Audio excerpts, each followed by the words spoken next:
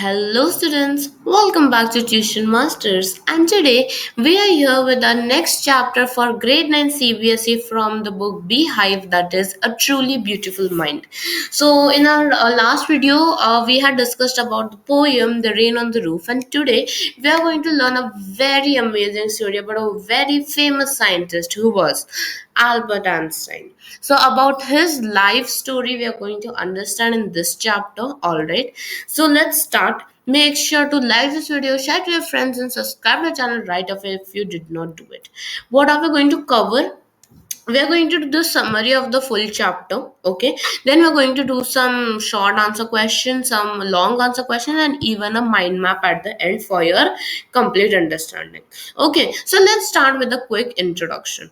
So every one of you know Albert Einstein. What when Albert Einstein, if that name comes, what happens in the mind? E equals mc square. That things come relativity. He was a scientist, very famous personality. Yes, that all things are. But there are many more things about it. Personal life also, what happened, actually what struggles he faced in his life, right? All of things we do not know. Like many of us do not know, right?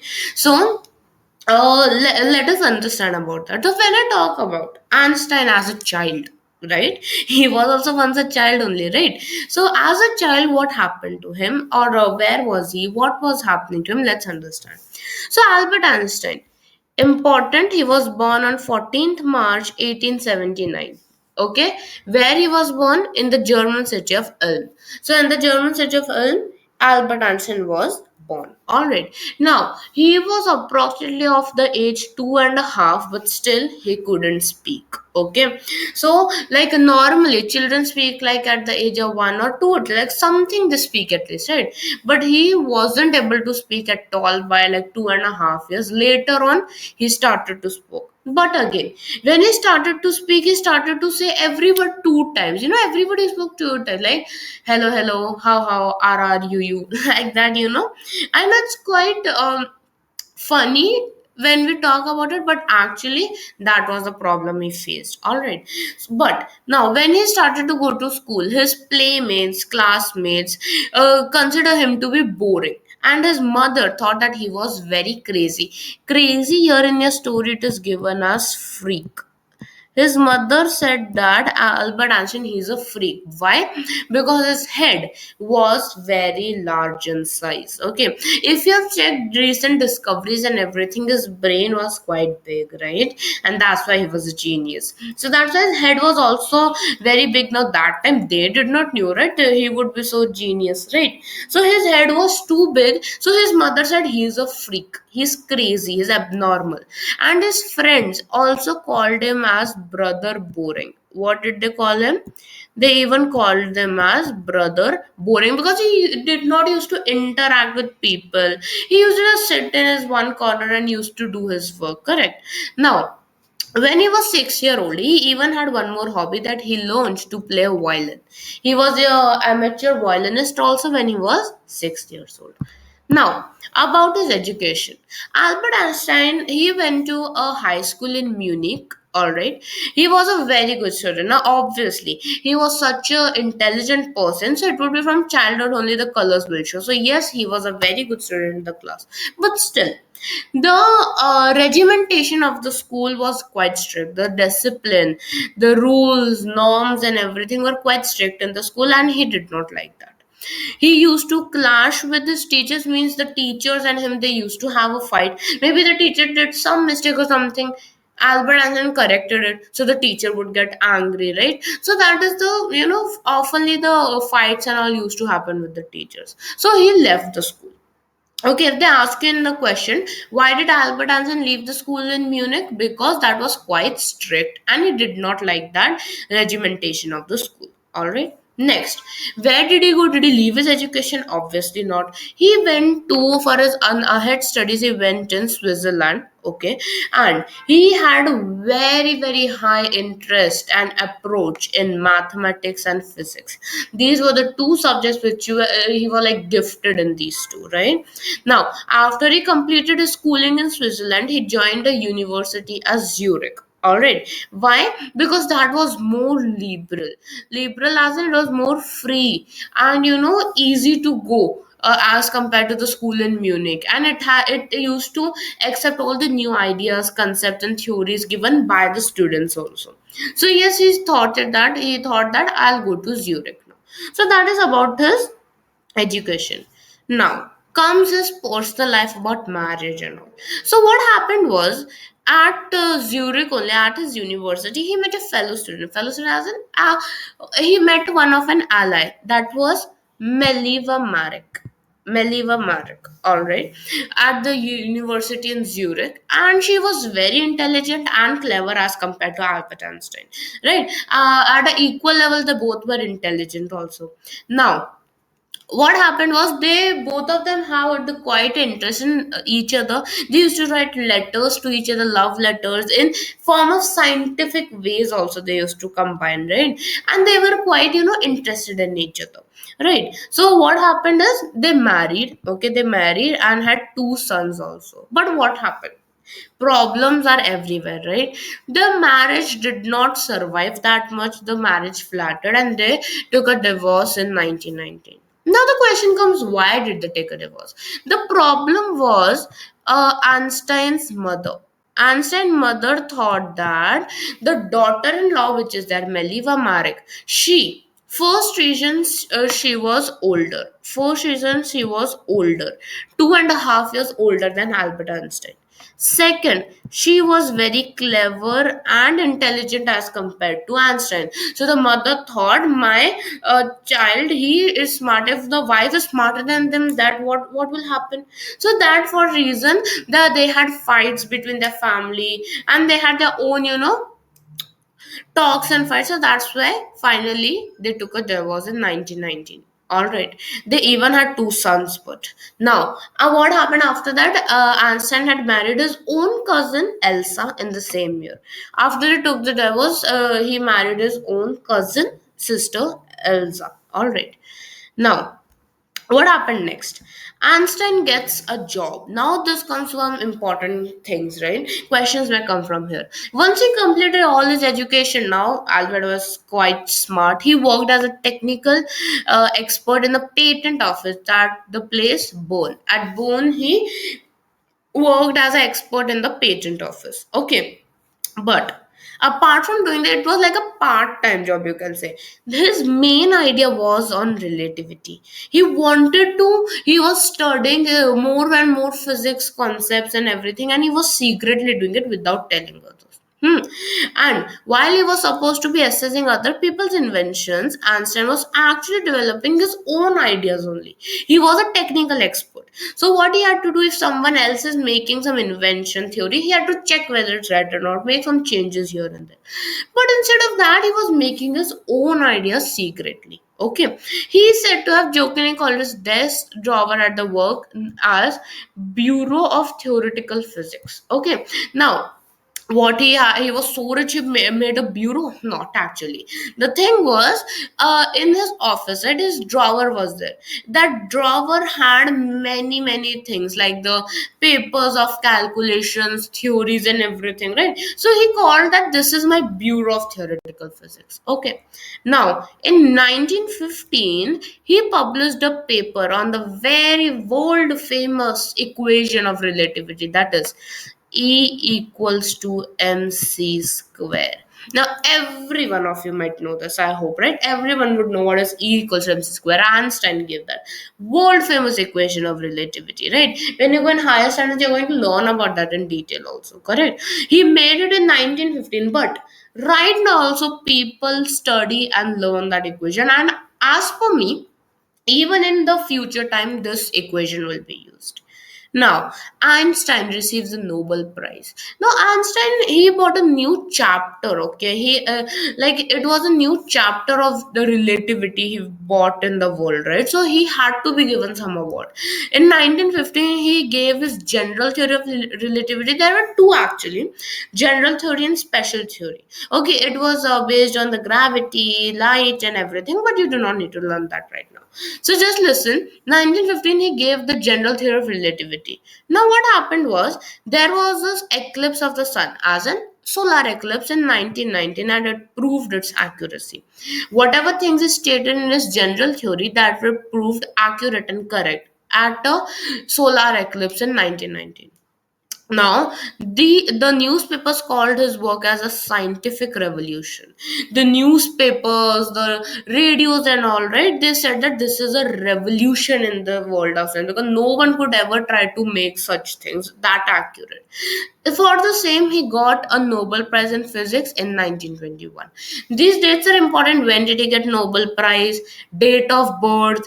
When did Meliva American answer to a divorce and everything? Okay, and even not only Nobel Prize, he received many more awards and prizes for all his works. Okay, now, coming towards an end, Einstein was immigrated to the US. So what happened was during that time you can understand there were Nazism, right? Nazism, Hitler was there in Germany. So the Nazis came to the power in Germany in 1933. You have studied in history, correct? So that's why Einstein thought that no, I'm traveling. I'll go to some other place. He went to US. Okay, United States he traveled.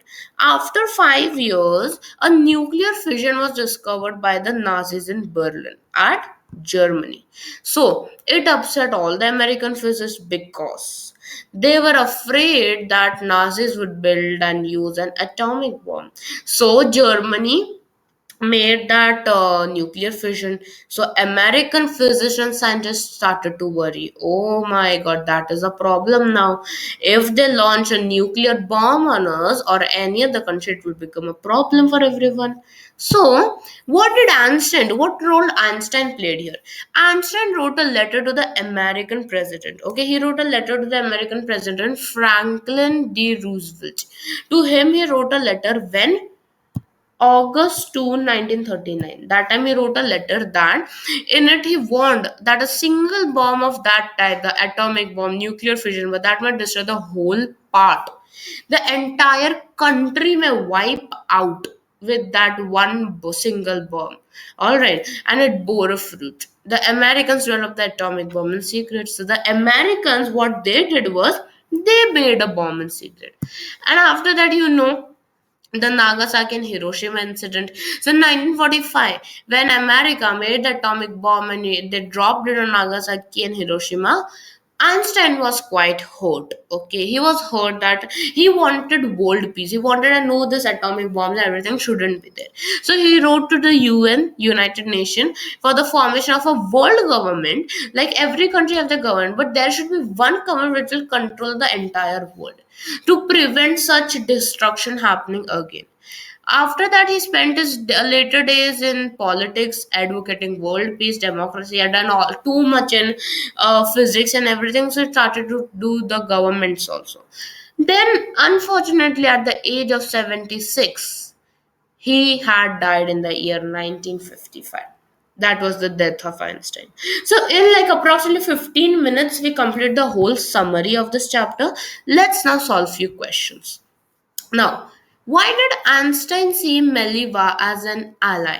Now, what are the points you have to explain here? Why did Einstein thought that Meliva was an ally? As a good friend to her. You can use the pie structure over here. What is the pie structure? State your point, then illustrate it from the story and explain how the illustration is connected. So let's read the answer. Einstein saw Meliva as an ally because she also disapproved of the Philistines. Philistines, who are the Philistines? Okay, this is from a textbook that they would become an ally because they had something in common. Okay, they had something in common that they disapproved the Philistines. Who are Philistines? They were the people who disliked art, literature, music, all these things, right? They hated them. So he had many such people in his family also and in the university with whom he was constantly at odds. They said that what is this Philistines? They are of no use. Who doesn't like art, literature, and music? So they had a common relation. They have a common thing in between. So that's why they were good friends. Now, Anson and Meliva, apart from that, they were very free, open minded, intelligent, and clever equally. They had very quite similarities also, and they eventually developed a liking for each other and they fell in love and married. But again, Problems, the marriage flattered. Next question is, what kind of toys attracted the attention of Einstein when he was a child? What does this tell about him? Now, basically, when Einstein was a child, he was not playing with, normal toys and, clay, then dolls and everything. I mean, like normally what child plays with. No, he used to play with mechanical toys. Now, which child would like to play with mechanical? There are very few amount of children who would play, right? So, this shows that Einstein had a scientific temperament. Temperament has a scientific sense of thinking since childhood only. Now, one incident from the chapter, we get to know that when her sister Maja was born, okay, a newborn sister, he said that okay, it's fine, the child, but where are the wheels? We understand from that. Now he was small, he did not this is human or what. So he said that where are the wheels of this? So that's why we get to know that he was very much interested in all the mechanical toys, then robotics and everything, right, since childhood. So the Einstein was totally attracted to mechanical toys. Why? Because they had, some kind of scientific principle, like if you take the gears and everything, how do they move, friction and everything comes, right? So all those scientific things were there, right? So that's why he loved mechanical toys. Next question is a long question. In what ways Albert Einstein was an unusual child? Do you think that those who think differently succeed in their life like Einstein? Okay, so you can use a peel structure here. Give your point, okay, then give some evidence, explain it, and link them to each other. Okay, so now Albert Einstein, yes, he was an unusual child. People may, right now, so there are many students, even I have seen that personally in my life, as a teacher. Many students who study a lot, they do not have interest in other things, they like to study and everything. Often, other students, tease them, they bully them, right? So that is what happened if they have like Einstein had a large head. He did not used to talk more oftenly to the other students, so the people started calling him brother boring. That happens very casually. Okay, so let's check the answer. I'll go by the textbook. See here. I know it's a long answer, but just listen, okay? Albert Einstein, he was for sure an unusual child, okay? He was very different from the other children, okay? They thought differently, he thought differently, correct? But he was a very hardworking person from childhood itself. And all his dreams could come true by his hard work, and that's why he was so successful till date, isn't it? Now, he did not have any indication of his greatness. Now, from his childhood only will he know that, oh my god, I am so great. I'll become the Albert Einstein. I'll make equal. Did he know that? No, he did not know. But still, he did his efforts and everything, right? He had a larger head, as I said. He had a larger head. His mother always used to call him freak. What are you? You're a freak, crazy. Oh, you have such a big head. You're abnormal. Now he was a late speaker. He spoke like 2.5 years later, right? And when he even started speaking, he used to speak two times, like twice. He used to say. So that was some unusualities about Einstein. He even liked to play all by himself. Did not enjoy company of his playmates, right? Now there are many people, as I said you, right, there are many people, they like to play with themselves. They like to do everything solo. They do not want to bring out, okay, you also come, we'll play something together. No, his other classmates used to do that, but he used to sit alone and play with himself, study and everything. So the other students used to call him brother boring, that you're a boring person, you can't do anything, you're just boring, right? So that was the thing. Now apart from that, he was very much interested in mechanical toys also, from which we get to know that he had a scientific temper.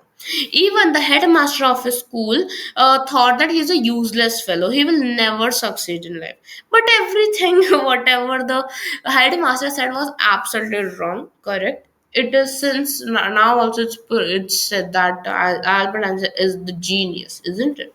Now Often it happens that people who think differently and even important that they work hard, they're hard working, they always succeed in life. It's not that okay, I'm thinking differently, I'm a genius. No. If you think differently, you even have to do hard work. Albert Einstein also did hard work, then only he did it, right? So it's important that thinking different is not the success guarantee. You have to even do hard work for it. Okay, so that were some important questions from the chapter. Let's do a quick mind map. This you can take a screenshot and save it with you before your exams. You can just study. Okay, so everything I've explained here, you can just take a screenshot and learn it. All right, this is important. When he was born 14 March 1879 in the German city of Ulm, and he died in 18th April 1955. And with that, students, thank you so much for watching the video. And with this, we have completed the full chapter of a truly beautiful mind. And we did important questions, mind map, and the summary also. I'll be seeing you very soon in upcoming videos. Make sure to like this video, share with your friends, and subscribe to the channel right away if you did not do it. If you have any doubts, make sure to write in the comment section. So I'll be seeing you very soon in the next videos. Till then, take care, everyone, and goodbye.